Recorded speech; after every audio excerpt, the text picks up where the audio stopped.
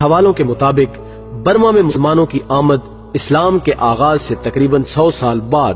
660 عیسوی میں ہوئی، لیکن یہ مسلمان برما میں حملہ آور کی صورت میں نہیں بلکہ تاجروں اور زندگی کے دیگر شعبوں سے تعلق رکھنے والے افراد کی صورت میں آئے۔ اس عہد میں مسلم عرب بحری سفر کے ذریعے میڈاگاسکر کے جزیرے پر اتر کر چائنا کے راستے سے برما میں داخل ہوتے اور پھر ان میں سے کچھ برمی مسلمانوں کا حصہ بن جاتے۔ آہستہ آہستہ ان لوگوں نے برمی عورتوں سے شادی کر کے اپنے خاندان وہیں آباد کر لیے۔ ان میں تاجروں، مہاجروں، جنگجوؤں اور پناہ گزینوں کی تعداد نمایاں تھی۔ برما کے وسیع النظر اور وسیع القلب حکمران مینڈن آف مینڈلے نے ان کو چائنیز مسلمان تسلیم کرتے ہوئے وہاں عبادت کے لیے مسجد تعمیر کرنے کی بھی اجازت دے دی۔ مسلمانوں نے اس اجازت کے بعد مسجد کی تعمیر کے لیے یمن کے مسلمان حکمران سے مالی امداد کی درخواست کی، اور 1868 میں یمنی حکومت کے تعاون سے اس شاندار مسجد کی تکمیل ممکن ہوئی جو کہ آج بھی تاریخی علامت کے طور پر موجود ہے۔ برما میں مسلمانوں کی اکثریت، جنہیں پیتھی کا نام دیا گیا، برما کے جنوبی حصے جو کہ تھائی لینڈ کے قریب واقع ہے میں آباد ہوئی۔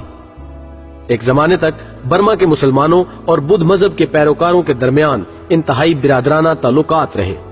حتیٰ کہ ایک دور میں برمی حکومت نے مسلمان حاجیوں کی سہولت کے لیے مکہ میں پیکاک کے نام سے ایک ریسٹ ہاؤس بھی تعمیر کرایا، جہاں حج کے دنوں میں برمی حکومت کی جانب سے حاجیوں کو تمام سہولیات دی جاتی تھیں۔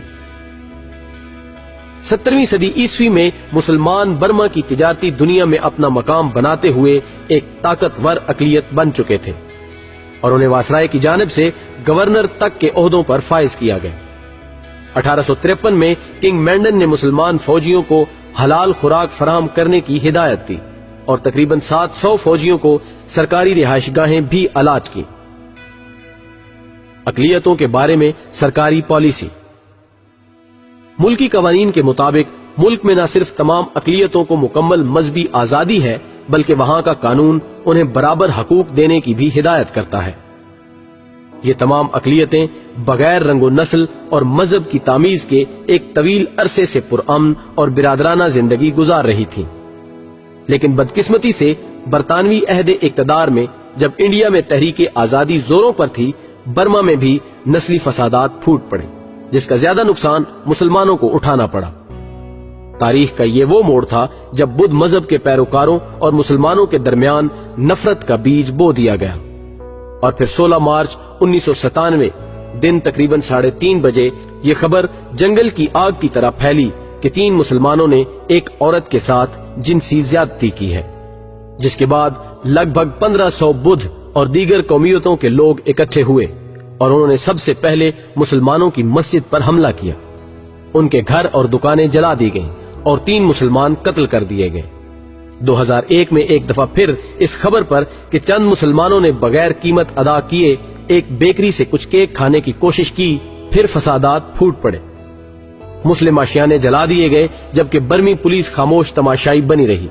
28 مئی 2012 مسلمانوں کے لیے پھر ایک سیاہ دن ثابت ہوا جب اخبار میں ایک عورت کے ساتھ جنسی زیادتی کی خبر چھپی اور رونگیا کے مسلمانوں کے خلاف طبل جنگ بجا دیا گیا۔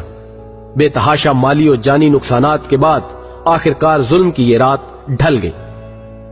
اکتوبر 2016 میں آرمی اور بدھوں کے ہاتھوں ایک دفعہ پھر مسلم کمیونٹی ظلم و بربریت کا شکار رہی، جس میں ہزاروں خاندان متاثر ہوئے، اور اب ستمبر 2017 یعنی حالیہ دنوں میں رونگین مسلمانوں کے لیے ظلم کی رات طویل تر ہو رہی ہے، جس میں اب تک 23,000 لوگ بے گھر اور 3 لاکھ کے قریب وطن چھوڑ کر مختلف ممالک میں پناہ لینے پر مجبور ہو چکے ہیں۔ لیکن مسلمان ممالک کی طرف سے نہ ہی اب تک تو کوئی غزنوی للکار سامنے آئی ہے اور نہ ہی ایوبی جلالت کی کوئی جھلک۔ دوستو، ویڈیو پسند آنے کی صورت میں ہمیں اپنی قیمتی آراء سے